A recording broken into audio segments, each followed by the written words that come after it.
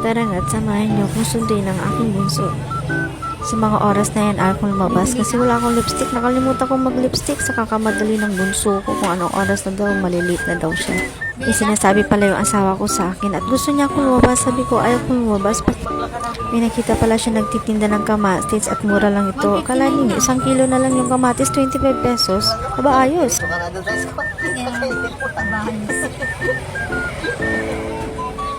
Tara nga't samahan niyo na lang akong lumabas at bumili ng kamatis. Biga? Kakikilo?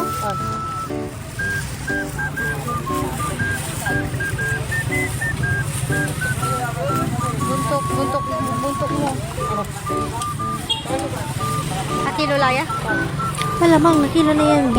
Naka-plastic na, diba? Anis ka, bitch.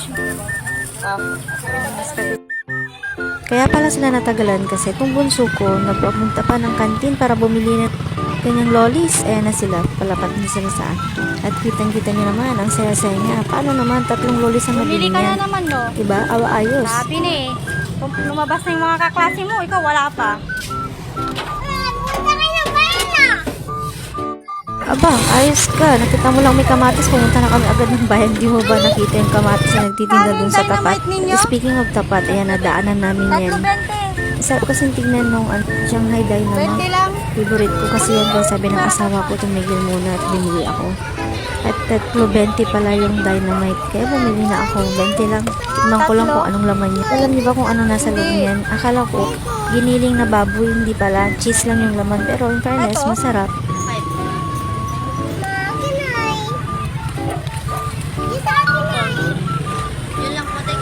Oo.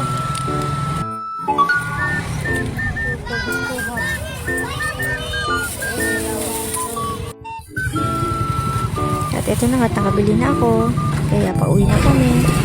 May naghihintay na kasi sa akin sa bahay. Nandun yung isang kumari ko. Sabi siya daw kami. Siguro may problema na naman yun. Kaya nagtala. Ay, naku talaga naman. Pero syempre, hindi ang mami niya. Sino ba naman ako para magligo ba? Alak dun. Hindi kaya yun. Ay, ano na naman kaya ang problema ng babae nito?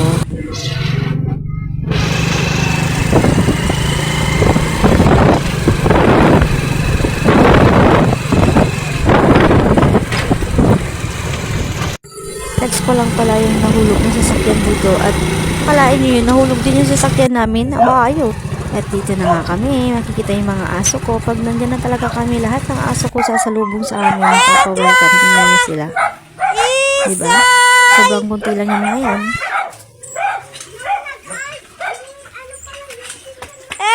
Siyempre, lalo na si Petra. Yan pala si Petra. Yung aso kong matambuhin at malungkutin. Kumusta? Bye.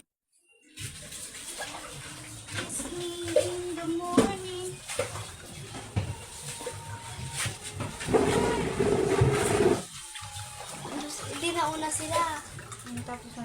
Ay, baka umuwi yung asawa niya.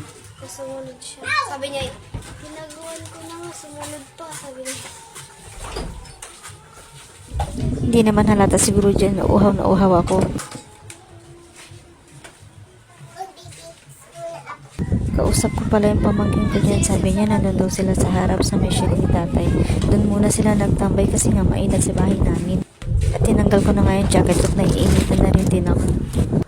At akala ko, siya lang yung nandito at saka si Elijah, yung anak niya. Aba, ayos. Nandyan din pala yung jowa niya. Pero ito okay lang. Mas marami. Mas happy.